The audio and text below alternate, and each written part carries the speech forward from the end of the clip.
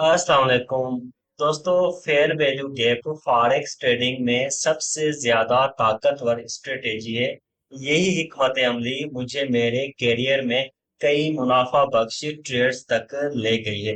लेकिन मसला ये है कि बहुत से ट्रेडर इसका गलत इस्तेमाल करते हैं, जिसकी वजह से उन्हें नुकसान उठाना पड़ता है। ट्रेडिंग में सबसे ज्यादा उलझन पैदा करने वाली बात यह है कि कौन सा फेयर वैल्यू गैप सबसे ज्यादा मुअस्सर साबित होगा। लेकिन हकीकत ये है कि हर फेयर वैल्यू गैप एक जैसा नहीं होता।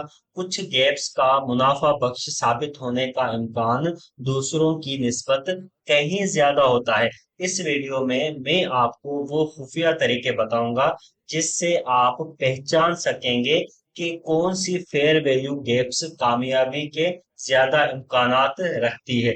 और बोनस के तौर पर मैं आपके साथ वो तीन ट्रेडिंग स्ट्रेटेजीज भी शेयर करूंगा जो मैं मुसलसल मुनाफा हासिल करने के लिए इस्तेमाल करता हूं। तो आइए बगैर किसी ताखीर किए शुरू करते हैं। सबसे पहले फेयर वैल्यू गैप क्या होता है।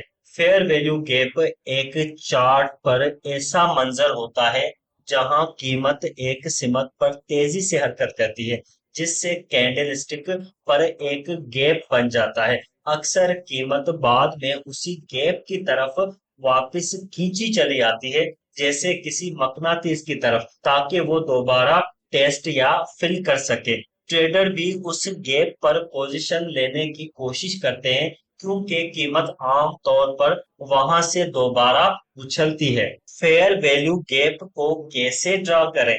सबसे पहले आपको तीन कैंडल्स का एक सिलसिला पहचानना होता है। फिर उनमें दरमियानी बड़ी कैंडल देखनी है, जिसके दाएं और बाएं तरफ छोटी कैंडल्स हो, और जहां पहली कैंडल्स का हाई और तीसरी कैंडल का लो दरमियान वाली कैंडल के साथ ओवरलैप ना करें। पहली कैंडल के साथ और तीसरी कैंडल के लो के दरमियान जो फर्क होता है उसे फेयर वैल्यू गैप कहते हैं। अब आप चार्ट पर एक रेक्टेंगल बनाकर इस गैप को मार्क कर सकते हैं। यही असूल बेरिश सेटअप पर भी लागू होता है। याद रखें, अगर पहली कैंडल का हाई और तीसरी का लो आपस में ओवरलैप करते हो तो वहां कोई फेयर वैल्यू गैप नहीं होता, चाहे दरमियानी कैंडल्स कितनी ही बड़ी हो। अब जबकि आप फेयर वैल्यू गैप को पहचानना और ड्रा करना सीख चुके हैं, तो आइए बात करते हैं कि कौन से गैप्स मुनाफा देने के ज्यादा इम्कानात रखते हैं। सबसे पहले उसूल ये है कि गैप यानी अभी तक रिट्रेस ना हुआ हो। जैसे ही कीमत किसी गैप को पहली बार छूती है तो उसका असर कम हो जाता है। तो अगर आपको गैप नजर आए लेकिन कीमत पहले ही उसको रिट्रेस कर चुकी हो, तो वो गैप मौसर नहीं रहा। एक और अहम बात, अगर कीमत इस गैप से नीचे बंद हो जाए तो वो गैप भी गैर मौसर हो जाता है। तो सबसे बेहतरीन एंट्री वो होती है जब गैप रिट्रेस न हुआ हो, और जब हो तो वो थोड़ा सा हल्का सा हुआ हो। अगर आपको एक ही सेटअप में कई फेयर वैल्यू गैप्स नजर आए, तो हमेशा बड़े गैप को तरजीह दें। बड़े गैप्स ज्यादा कामयाब होते हैं क्योंकि वो ज्यादा ताकतवर खरीदार और फरोख्त के दरमियान तवाजन को जाहिर करते हैं, जिसकी वजह से मजबूत सपोर्ट या रेजिस्टेंस बन सकती है। अगर आपको कई गैप्स मिले और वो सब साइज में तकरीबन एक जैसे हो, तो फिर फैसला पोजीशन की बुनियाद पर रखें। नीचे की जानिब मौजूदा गैप्स ज्यादा कामयाब होते हैं। इसे मजीद मौसर तरीके से करने के लिए आप ट्रेडिंग व्यू जैसे प्लेटफॉर्म पर गेन बॉक्स टूल इस्तेमाल कर सकते हैं। इस टूल की सेटिंग में जाकर प्राइस लेवल 0, 0.5 और 1 पर सेट करें। फिर इस टूल को कीमत की निचली सतह से ऊंची सतह तक खींचे। दरमियानी लाइन वो हद है जिसके नीचे वाले गैप्स ज्यादा अहम हैं और ऊपर वाले नजरअंदाज करें। अगर आप शॉर्ट ट्रेड पर काम कर रहे हो तो टूल को ऊपर से नीचे खींचें और सिर्फ ऊपर वाले गैप्स पर तवज्जो दें। एक ऐसी सेटिंग जिससे हर कीमत पर बचना चाहिए। ये वो सिचुएशन है जब फेयर वैल्यू गैप उस वक्त बनती है जब कीमत किसी बड़ी लेवल के करीब पहुंच रही है। मिसाल के तौर पर फर्ज करें कि आपने एक बुलिश फेयर वैल्यू गैप बनती हुई देखी, लेकिन पीछे देखने पर मालूम होता है कि ऊपर एक बड़ी रेजिस्टेंस मौजूद है। तो ऐसी सूरत में बेहतर है कि इस गैप को नज़रअंदाज कर दिया जाए, क्योंकि की लेवल कीमत को रिजेक्ट कर सकती हैं और उसे उल्टा कर सकती हैं, जिससे हमारा पहला फेयर वैल्यू गैप नाकाम हो सकता है। वो फेयर वैल्यू गैप जो ब्रेक ऑफ स्ट्रक्चर के बाद बनते हैं, वो सोने जैसे होते हैं।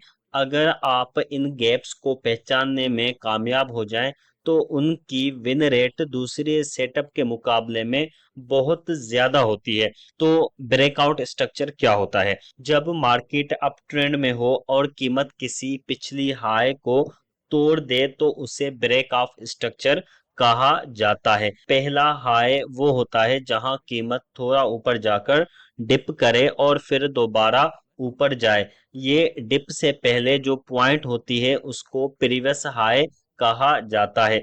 जब कीमत इस हाई से भी ऊपर जाए और नया हाई बनाए तो ये ब्रेक ऑफ स्ट्रक्चर होता है।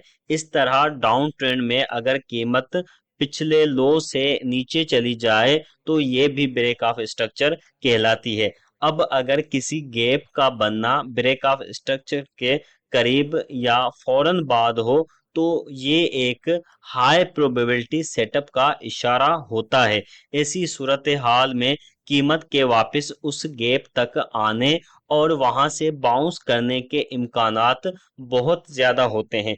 अब जब आपने फेयर वैल्यू गैप को पहचानने के 5 दुरुस्त तरीके सीख लिए हैं, तो आइए आपको इन पर ट्रेड लेने का बेहतरीन एंट्री पॉइंट बताते हैं। जब आपने एक फेयर वैल्यू गैप की शनाख्त कर ली हो, तो गैप के दरमियान में एक बेहतरीन एंट्री पॉइंट होती है। ये करने के लिए वही गेन फेन टूल इस्तेमाल करें जो हमने पहले इस्तेमाल किया था।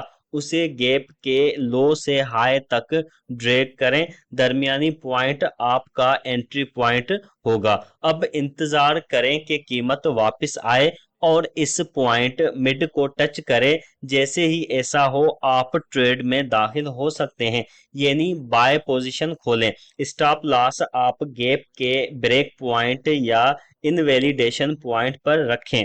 दोस्तों, अब मैं आपको 3 ऐसी एडवांस स्ट्रेटेजीज बताने जा रहा हूं जो मैं फेयर वैल्यू गैप पर मुसलसल मुनाफा हासिल करने के लिए इस्तेमाल कर रहा हूं। लेकिन उससे पहले एक अहम बात जो आपके लिए बहुत मुफीद साबित हो सकती है। दोस्तों, अगर आप ट्रेडिंग सीखना चाहते हैं, आप फॉरेक्स में, स्टॉक्स में, क्रिप्टो करेंसी में या इंडाइसिस में ट्रेडिंग करना चाहते हैं, तो आप हमसे कांटेक्ट करके forex, stocks and crypto currency की ट्रेडिंग सीख सकते हैं। स्ट्रेटेजी नंबर 1, इसे कहते हैं इन्वर्शन गैप। ये एक खास किस्म की फेयर वैल्यू गैप होती है जो पहले ही ब्रेक हो चुकी है। अब जरूरी नहीं कि जो गैप एक बार टूट चुकी हो वो बिल्कुल बेकार हो जाए। हकीकत में आप इसे एक और बार इन्वर्जन गैप के तौर पर इस्तेमाल कर सकते हैं, क्योंकि मुमकिन है कि कीमत अगली हरकत में दोबारा इसी लेवल से रिजेक्ट हो जाए। स्ट्रेटेजी का इस्तेमाल कैसे करें? पहला मरहला, ऐसी फेयर वैल्यू गैप तलाश करें जो पहले ही ब्रेक हो चुकी हो, यानी कीमत एक बार उससे गुजर चुकी हो। मिसाल के तौर पर यहाँ हमें एक बुलिश फेयर वैल्यू गैप नजर आती है जो ब्रेक हो चुकी है। अगला मरहला, कीमत के दोबारा इस गैप की तरफ रिट्रेस करने का इंतजार करें। अब ये टूटी हुई गैप एक मज़ामती रेजिस्टेंस के तौर पर काम कर रही है। जब कीमत वापस आए तो ट्रेंड के खिलाफ पोजीशन लें। अगर गैप बुलिश थी तो शॉर्ट पोजीशन लें। Stop loss fair value gap के थोड़ा ऊपर रखें। Take profit target stop loss से 2 गुना फासले पर रखें। जब कीमत वापस आकर आपके प्रॉफिट टारगेट को हिट करती है तो आपको अच्छा खासा प्रॉफिट हो सकता है। दोस्तों, एक और अहम बात, इन्वर्जन गैप्स अमूमन सिर्फ एक बार मौसर साबित हो सकती है। अगर कीमत बार बार इस गैप से गुजरे तो सेटअप की वैलिडिटी खत्म हो जाती है। Advance strategy number 2, fair value gap plus Fibonacci retracement.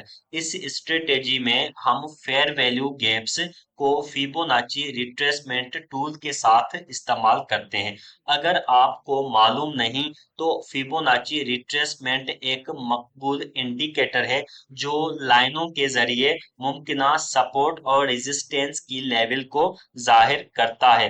61.8 level, जिसे गोल्डन जोन कहा जाता है, बहुत ज्यादा अहमियत की हामिल है। सेटअप पर मौजूद तमाम फेयर वैल्यू गैप्स की निशानदेही करें। फिबोनाची टूल इस्तेमाल करते हुए इसे लो से हाई तक लगाएं, यानी उस मूवमेंट पर जिस पर कई गैप्स मौजूद हों। वो गैप तलाश करें जो 61.8 लेवल के सबसे ज्यादा करीब हों। यही वो गैप हैं जो हमारी दिलचस्पी का मरकज हैं। अब कीमत के उस गैप की तरफ रिट्रेस करने का इंतजार करें। जब कीमत गैप तक पहुंचे तो ये तस्दीक करें कि कैंडल अब भी गैप के अंदर या ऊपर बंद हो रही है। अगर ये तमाम शराइत पूरे हों, बाय पोजीशन में एंट्री लें। स्टॉप लॉस गैप के नीचे रखें। टेक प्रॉफिट स्टॉप लॉस के 2 गुना फासले पर सेट करें। नतीजे में कीमत गैप से उछल कर ऊपर जाते ही आपको अच्छा मुनाफा हासिल होगा। Advance strategy number 3, fair value gap plus multi time frame confirmation. इस स्ट्रेटेजी में हम फेयर वैल्यू गैप को मल्टी टाइम फ्रेम एनालिसिस के साथ जोड़ते हैं।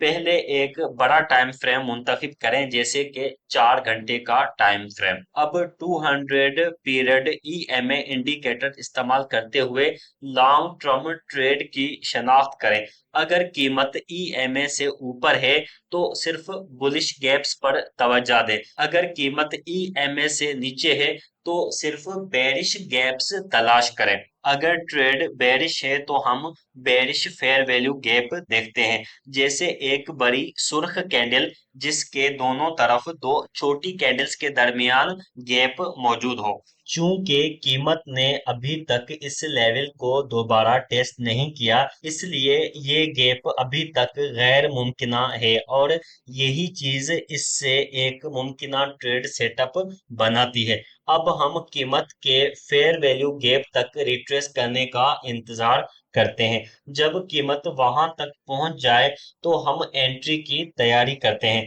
लेकिन सिर्फ गैप की दरमियानी लाइन पर एंट्री का इन्हसार करना बाज औकात काफी नहीं होता, क्योंकि कीमत अक्सर गैप तक पहुंचने से पहले ही पलट सकती है। इसलिए हम एक इजाफी कंफर्मेशन तरीका इस्तेमाल करते हैं, मल्टी टाइम फ्रेम एनालिसिस। हम छोटे टाइम फ्रेम में जूम करते हैं, जैसे कि 1 घंटे का चार्ट। यहाँ हम एक मोमेंटम इंडिकेटर इस्तेमाल करते हैं, जैसे MACD, ताकि कंफर्मेशन हासिल की जा सके। जब MACD नीचे की तरफ क्रॉस करता है तब हम शॉर्ट पोजीशन ले सकते हैं। टेक प्रॉफिट को स्टॉप लॉस के 2 गुना साइज पर सेट करें। जैसा कि आप देख सकते हैं, ये ट्रेड बिलाखिर मुनाफा बख्श साबित हो सकती है। दोस्तों, जैसा कि आपने देखा कि फेयर वैल्यू गैप की ट्रेडिंग काफी ज्यादा मुनाफा बख्श हो सकती है, लेकिन जस्ट वीडियो देखने से आपको काफी चीजें समझ में नहीं आएंगी। दोस्तों, अगर आप कंप्लीटली ये स्ट्रेटेजी सीखना चाहते हैं तो आप हमसे कांटेक्ट करके completely forex, stocks and crypto currency की ट्रेडिंग सीख सकते हैं। तो दोस्तों, आज की वीडियो यहाँ तक थी। उम्मीद करता हूँ ये वीडियो आप लोगों को समझ में आई होगी। So thank you so much. Allah Hafiz.